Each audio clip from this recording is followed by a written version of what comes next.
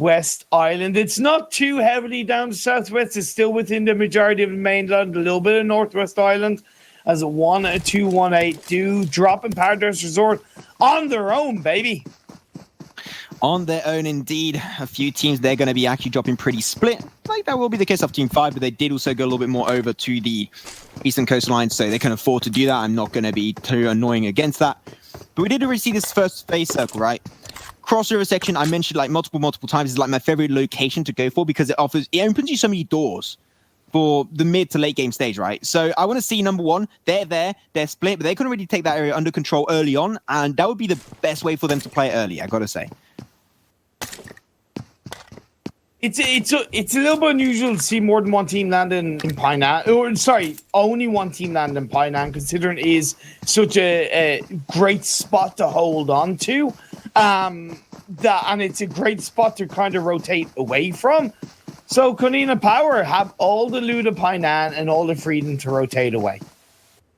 Yeah, like Painan is usually really contested because it offers quite a nice few rotations, but early on, nobody's going to really aim for that. Team Unique did drop towards Samir, very close to Red Reserve. They have been contesting it themselves pretty heavily, especially, during the scrims, so hopefully that won't be having too much of an issue for some of these squads. Really, this Phase 1 circle has just so much landmass inside of it. Like, we shouldn't hopefully see any fights break out early, but because it is SANHOK, you can't really, speculate too heavily.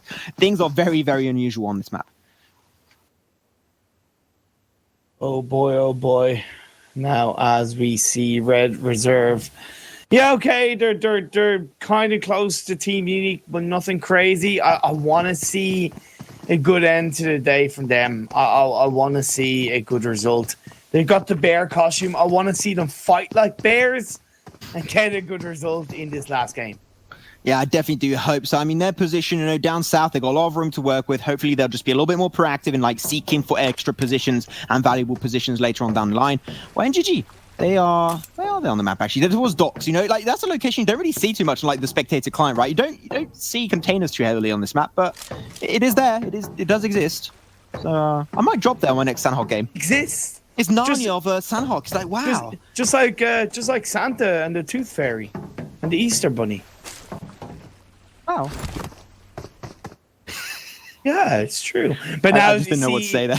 Yeah, no, as you see M1 and Unicorns of Love. Nice response from Perks, but he does get knocked down. Vindex was knocked down. Nacho's going to try and look for the revive. PRZ will be looking to come in from behind as Locke and the rest of Unicorns of Love have to try to react very quickly as Hidan looks to try to re-rotate. PRZ, he's a man. He's going to flank from the side. As up the hill, the grenades are going to be thrown out. Grenade's going to be flying. Can he get Perks knocked once more? Will not be connected, unfortunately. But they got one member, actually, of their team that's actually pushed very, very, very deep, which is going to be PRZ. Trying to wrap around. Hidan could be a really big issue. Hopefully, he's not going to get backstabbed because of that one. But he does get Talon down, giving his position away now. He's actually just going to be so passive. He's just peeking. He's not going to overly aggressive. He's just getting peek after peek, trying to get knockdowns and allowing the team to push closer. Vindex is already in the buildings. Yeah, exactly. So it's nice kind of swift response from M1, not engaging too heavily. Hidan tries to find a Windex, knocks down Locks as Hidan tries to peek from side to side. Vindex was knocked down. The trade, Hidan just trying to hold on by the skin of his teeth as PRZ and Nacho look to come in strong. That's going to be Hidan knocked down. And there you go, Hidan, unfortunately, a little bit too split out of his team. PRZ is going to be swiftly taking that one for himself. Now Unicorns of Love, unfortunately, only having Perks as a lively player. Going to trample off the reses, but you know what? I don't think number one want to let that one happen. They're a little bit slow on the re-engage. And the res might come and throw on top of Logs. Come on, he's almost there. Can he get it? Oh, no, he's not going to be... He actually cancelled it, I believe. And now here it is. They're going to be chucking some mollies. They're going to go for full-out aggressive war. And Perks is going to try his best to jump out. Gets a knock. Maybe he got to try and push it up. He's going to shift his focus over to PRZ. And he gets it. And oh my God, Perks allows his team to remain alive and make it further into this game. But oh boy, did I not expect that. Oh my God, but now is a shift on the Vector power of Team 5 on the Heroes X. God, I love to hear the sound of a Vector. Tries to get the revive up, but it's not easy peasy. Lemon squeezy for Team 5 just yet as a Kobe's from Heroes X tries to take down. Their healing coming out, wraps around the rock. You gotta cook them nades a little bit better, man. Like, those nades, if they were cooked, they would explode round impact. That would be such a good play. But at least they connect their bullets, looking really good. I said that's going to be left alone for the last member of Team 5. They're not used to taking fights so early on, and of course, they're just going to get absolutely battered by Heroes X, and they're up to now an extra 3 kills in this early stage. 1-2-1-8, not too far off, and they're going to take a few shots in their global vicinity. Getting 1 knockdown, an extra knockdown on Morteza that happened a little bit earlier. Max, this is what I love about SANHOK. We're down to 14 teams already. We're down to 14 teams, though. We've lost 2 teams in the space of 7 minutes. God damn it. And now it's 1-2-1-8 looking to clap, clap, clap, brap, bap, bap onto Heroes X. Skiddicky, pat, pat, at a poop, poop, poom. Nades are going to be exploding left, right, and center.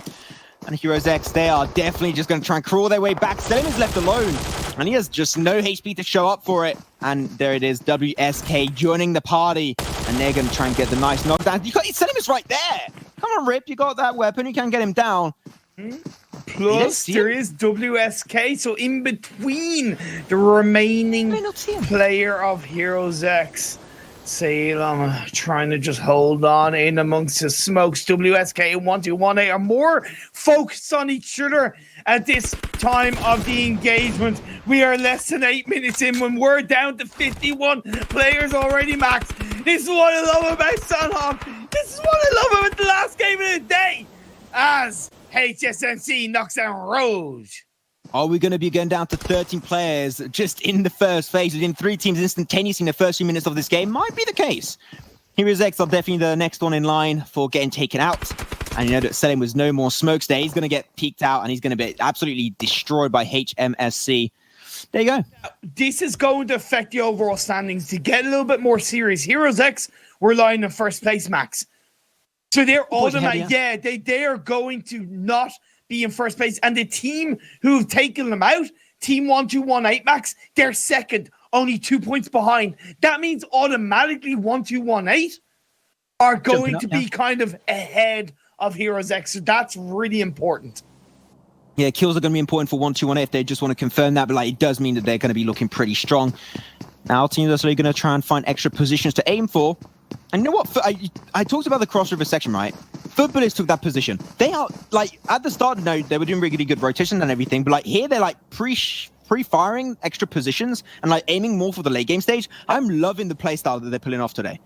Well, yeah, it's because, you know, if they kind of set themselves up and kind of like a game of chess, think 2, 3, 4 steps ahead of your opponent, even though rather than it being one opponent, you kind of got 12 other opponents within reason. But if you try and set yourself up 2 or 3, 4 steps ahead, you can really make it a lot easier for your side in the late game.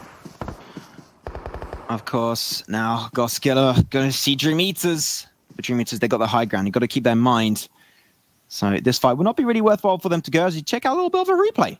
Now, Unicorns of Love, Perks able to just pull off the huge comeback of his team. That was also a little bit of a mistake on number 1. They went 1 by 1. Even though they only have a 1-man advantage there, like on the other side, you should never underestimate. This is a game of PUBG. Like 4 headshots in a row could, like, Team Squad wipe out your team in like half a second.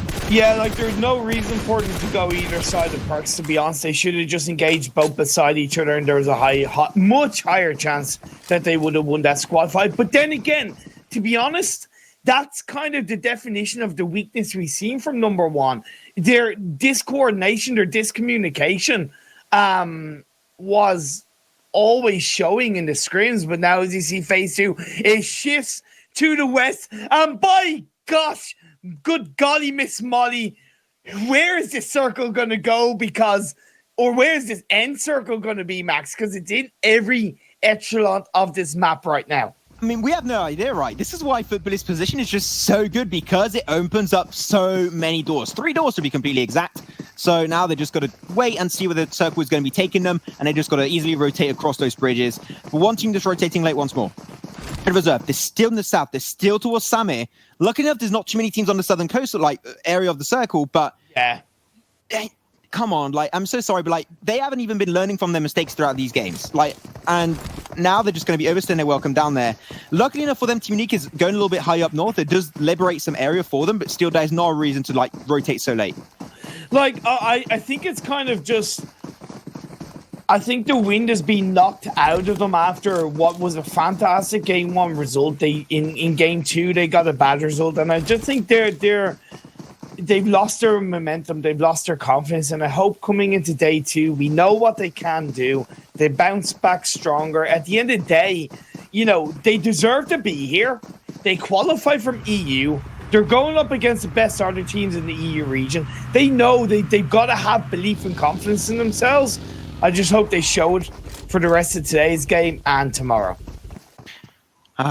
That's what we're going to be hoping, not only for Red Reserve, but every single one of these teams. They do deserve to be here, and they are going to tramp it off a show for you guys. SANHOK running in the open there. That is not going to pay off, and he's going to be swiftly taken out by Chalika of 1218, and there you go. That's going to be their kill. Taken over. Goskiller now. At least they got information, right? So they're just going to be a little bit more careful about how they rotate later on down the line. Oh, nice spray by Whitey, the IGL, the self-professed best IGL in Europe. Let's see if he can really show it. He is the man, the myth, the legend, the big muscle, big boy of Goskiller, ready to go into Quarry. And I actually like that. You generally tend not to want to go into Quarry, right? But because teams don't expect anybody to be in there, when you go in there, you're kind of not really looked at. So, yeah, it could work out for Goskiller. And you don't really expect teams to, like, overstay their welcome when the blue zone is slowly closing up. You don't want to get gatekeep because, like, there's such a small amount of landmass on SANHOK that you want to try and, like, get in Circle as soon as possible. So that should be working out pretty good for them. 1218, they're going to go for their shifts, trying to get himself in Circle a little bit more centrally, because they're going to go try and wrap around down south, which I think is a pretty safe way to do it. Hopefully enough, there won't be too many teams down south, but, NGG, Goskiller, and Red Reserve might be an issue for them later on down the line, but it shouldn't really result in too much beauty happening for them. So Nomad Gaming have stuck in Painan. I have, at times, not liked a team being in Painan or staying in Painan for too long. But if you look at their position, they're kind of on the edge of Painan to the point where they can kind of disengage. I'm still not happy about it, but they could be like deeper into Painan as we do see this blue zone closing in. I just fear that they're not thinking 2 steps ahead. They could send 2 players forward closer to, let's say, Runes up the top of the hill outside Painan, but they're deciding not to. 1218, a little bit of a tricky spot to be in. They see Roach. They do go for the knockdown. Ooh, clapping straight back into Whitey. I mean, self-proclaimed best IGL of Europe, but you know what? Also, the self-proclaimedly, not best IGL of Europe, so he's going to have to try and make his way through. Wow. Yeah, no, I don't know. Oh, toxic. Yeah. They're very toxic, yeah. Agatha would tell you I'm toxic. She'll tell you. No. You know what? Wouldn't expect anything better from a French person. It's okay. All right, don't make me fight you, Imperium. I'll surrender very quickly, okay? And I don't want that. Self-roast. Okay. Those are rare. Self-roast. I know. Self-deprecation, it's a wonderful thing. But now as you see the phase 3 rearing its ugly head, I sometimes like to say it about these circles, it's gone up north. There's no team on the Northwest Island, Max. No team at all. Nobody. Zilch. Nada. Footballist. Look at them. Footballist. Unique. Look at them. Instantly. Clean space. Even WSK up on the northwest side of the mainland. They have a nice, easy entry point. The last SANHOK game of the EU scrims, right, Imperium, it was an exact circle exactly like this. And who ended up taking it? It was actually Footballist taking the chicken dinner, and second position was Team Unique. And they're the 2 teams like that have the easiest rotation in that point, but WSK is going to rotate up there. So they already played it. They know exactly how to pull this one off, and they're going to be very confident going into this rotation. But in that game, weren't they already on the Northwest Island at that point? Yeah. I do believe because there's nobody up there. They're rotating so early. They're taking the exact same spot. Yeah, true. Now the 2 remaining members of the Unicorns of Love, the real deal. Oh my God, Perks. Man, you pulled off a stonker against M1, but can you do the same thing as the Kobe's being thrown out by Daddy? It's just not going to work, followed by a Molotov. That's going to help reposition Unicorns of Love by the edge of the circle. These 2 teams are. Unicorns of Love are closer to the inside the circle, so that is something that will play a part. Plus, they have the real deal, have Konina Power as Hackshot gets knocked by Perks, but in return fires back by Konina Power. I would usually say here, Unicorns of Love, go downhill and get yourself in circle, but at the same time, they don't want to get backstabbed potentially by the real deal. So they're just going to try and take that fight. and try and deny other teams from catching out from behind, but also this is a pretty hard spot. And Konina Power, they're slowly going to push on that position. They're taking two fights at the same time. Very dismantled Konina Power, I do have to say there. They do lose Gonzo. It will be a knock, though. They can still pull off a res, but Tixie's going to be making it work out for themselves as they take the fight and get an extra bunch of knockdowns. Hey, look, they're confirming the kills. They're being aggressive, right? They're pulling out a football as UDR killers are eliminated. I don't know exactly what happened. I think it was Nomad Gaming that came in. But either way, 1-2-1-8 Nomad Gaming. Actually, it's between these two teams who are fighting up against each other. Nomad Gaming, Satsora gets knocked down. Aldic is there. Tulika trying to look for the revive. 1-2-1-8, literally 2 bullets, and it will be the end, 1 on each remaining member. That nade looks pretty damn sweet, and it does get the knockdown. Greatly done by Aldic. And now you just got to focus down on 1 member. I mean, he had put off a res, there's still 2 members technically remaining, but he's not going to go for the flushes. He's looking for the big stonker team squad wipeout on 1-2-1-8. Bandita's going to be right there. It does get so much damage out with that Uzi, and they're just calling it up. This is great synergy from Nomad, and they just clear out the stake. That is going to be, of course, the one of 1-2-1-8. They get taken out in 12. But I got to say, that synergy engage of Nomad was spot on. No, there's no Nomad. Good stuff coming out from them. That was a request from Aura. Well, that was a request, but she did say, I want you to sing. That's my attempt at singing. Thank you very much. Now I can retire. There you go. Thank you, Imperium. I got it. Yeah. Okay. So a lot of teams rotating pretty late. Oh no! I just stopped in what I was saying. Now I was like, oh my god, this is a bad circle. But you know what? Red Reserve, if they do it quickly, they can go whoop, whoop, whoop, just become a fishy in the water, get himself on the other side. It would be a risk. You wanted to get backstabbed by Unique, but it is a valid option. It is. I kind of would like to see them drive through Unique rather than trying to go around Unique. But then again, they could leave it a little bit longer and allow Team Unique to maybe be third-partied or get distracted by another team. It's kind of where the focus from Team Unique are right now. As Nomad Gaming look to try and get through runes. They've got NGG right by their side. Beast prone down. Now looks up. The Uzi in his hand, ready to fire up. Of course. Oh, that looked like a really good nade. Unfortunately, chucked a little bit too far, so it won't get Beast knocked away. Nomad Gaming, they're still being really proactive on how they're playing this. They lost a turret earlier, unfortunately, but it is not really too much of an issue. But this fight, all the teams trying to push towards the area ahead of Rins. Rins is not a good place to take fights in, right? They are very, very scary. Beast will not get the information. I don't know how Nicola got away with that, to be perfectly honest. I really thought that was going to be the end of him, but Beast holding off. Phase 4 blue zone damage. It doesn't do the highest, but it definitely does start to hurt you, especially when Phase 5 closes up. Whitey gets knocked down. Konina Power and Ghost Skiller look to be engaging on each other as Runes is the place to be between Nomad Gaming and NGG.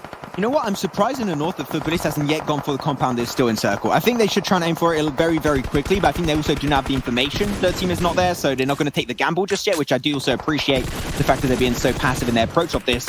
But now Nomad Gaming, they are struggling, as you said, they're right. They're going to get gatekeeped by Team Unique because they got to force out of ruins. And because it's like such a flat terrain, Team Unique, they got a little bit of a high ground because of that road. Nomad Gaming, they might actually die out because of this position. And also, what I like about Team Unique is they're actually spread out, apart quite heavily, yet they are showing the confidence to really get the vision as Beast knocks down a member of Nomad Gaming from behind.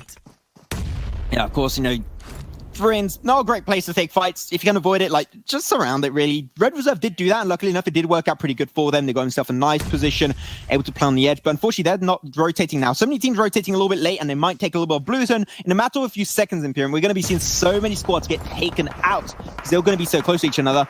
And Dream Eaters, they're going to get involved in the fight with WSK. And Team Unique too, man. This is an absolute three-man party fight happening between all those squads. All the while, I do wonder whereabouts exactly Red Reserve are kind of heading towards in terms of if they are getting into the fun of the action, as Aldic is the last player standing and he gets taken out. Nomad Gaming are out. Konina Power trying to hold on Dixie. So low on health.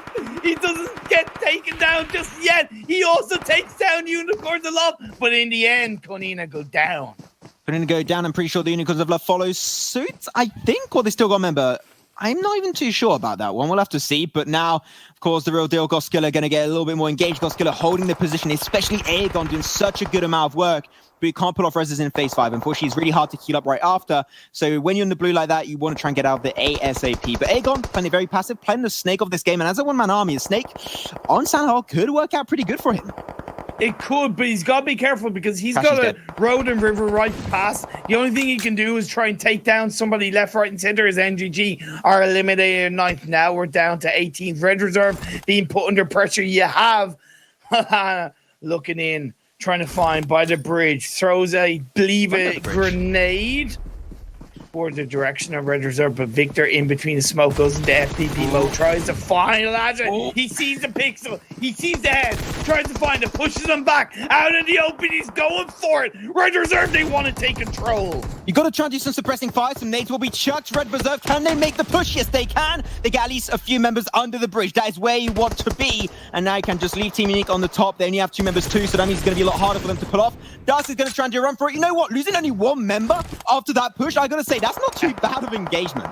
All the while, that has actually helped Goskilla on the other side. Hell, it's even helped WSK Unique held onto the south side outside the river for quite a while. It's WSK trying to go in at footballers. You mentioned them in the scrims. Got a chicken dinner. Let's see if they can do the same thing in this last game of the regional finals day 1.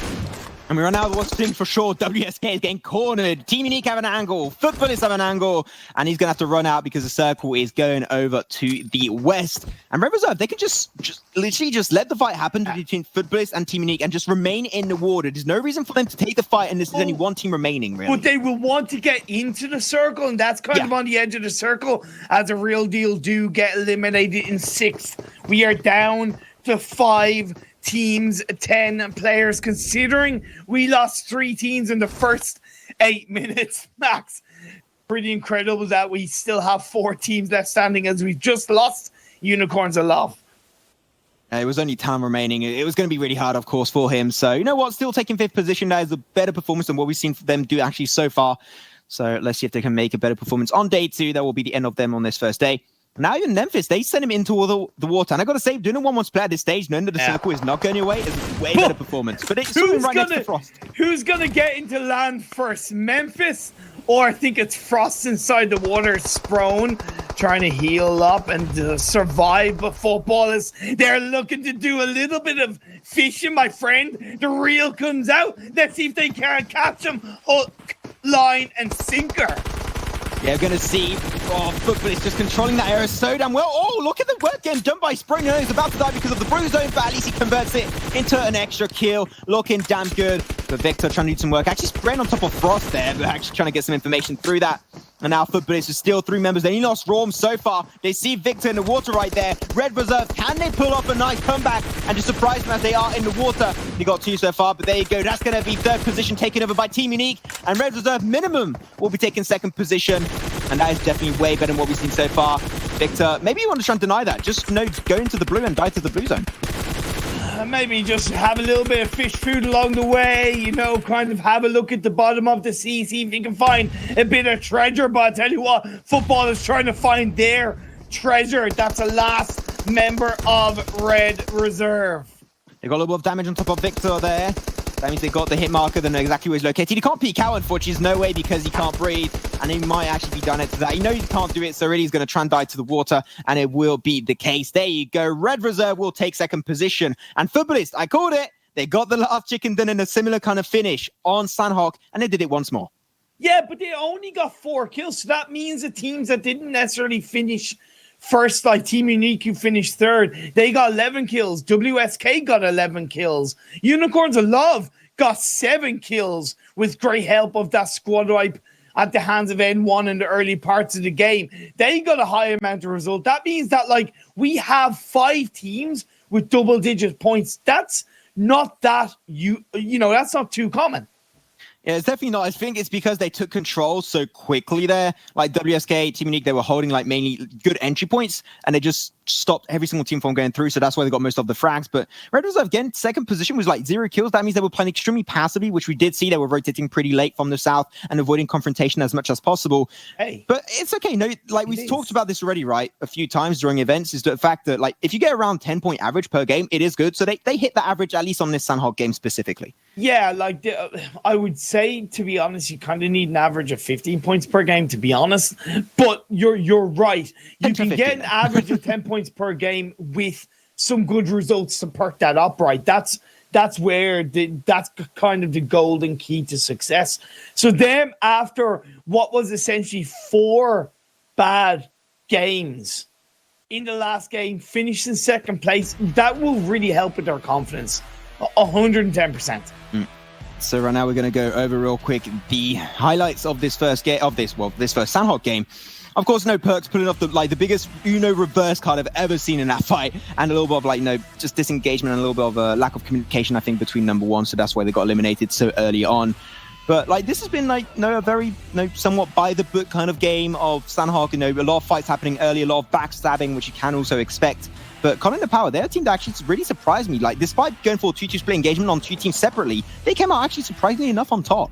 Exactly. Yeah, it's really true. It was a great game for them. It was even a half-decent game for Nomad Gaming, to be perfectly honest. Of course, MGG kind of stabbed them slightly in the back. But, man, honestly, the biggest winners in my eyes on that game was Unicorns of Love.